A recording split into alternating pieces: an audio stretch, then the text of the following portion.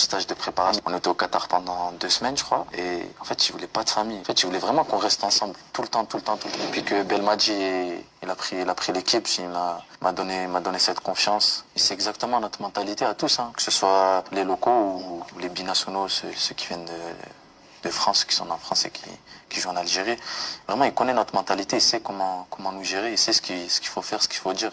Tout. Et après, voilà, c'est aussi un tacticien, un grand entraîneur, je pense. Niveau tactique, c'est impressionnant, en fait. Contre chaque équipe contre qui on allait jouer, contre qui on a déjà joué, il nous disait tous les points faibles, en fait, tous les points faibles de l'équipe. Par exemple, le Sénégal, dès qu'on a joué contre eux, le premier match, je crois Mané, il avait joué à gauche. En fait, sur le côté gauche, il y avait Koulibaly, le défenseur central, et Mané. Il disait à Bounedjah, notre attaquant, il faut que tu orientes Koulibaly qui fasse la passe sur le défenseur droit, et comme ça, on va le faire dégager, et comme ça, on utilise leur côté droit, en fait.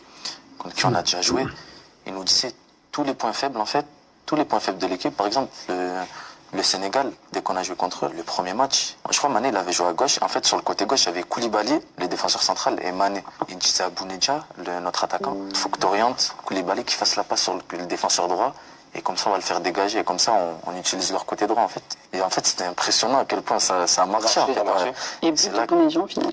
Et c'est là que tu vois vraiment que, ouais, toutes les équipes, par exemple, il a fait son boulot. Ouais, voilà, contre la Guinée, il y avait, Diawara, leur numéro 6, lui qui joue à la Roma. En fait, c'était lui la clé, et il avait déjà fait Gouli, tout le match, il faut que tu sois sur lui. Tout le match, vraiment.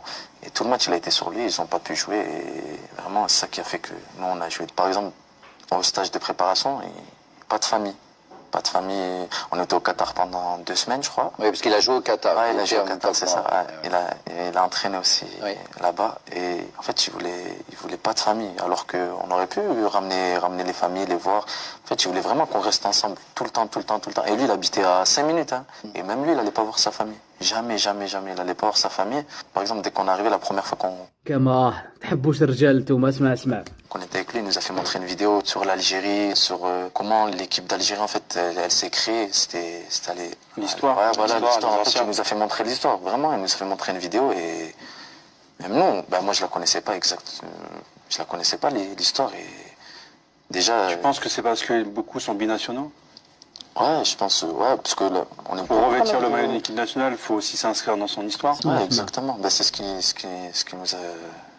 nous a fait comprendre et ce qu'on a compris, je pense. Il vous a investi. Et vous parlez en équipe nationale, vous parlez tous l'arabe ou pas?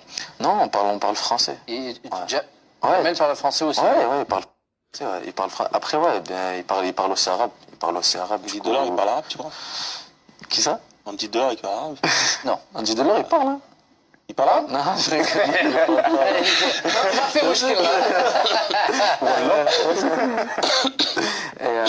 Non, mais ouais, en fait, ça dépend. La plupart du temps, c'est en français qu'on parle. Après, pour les locaux qui comprennent.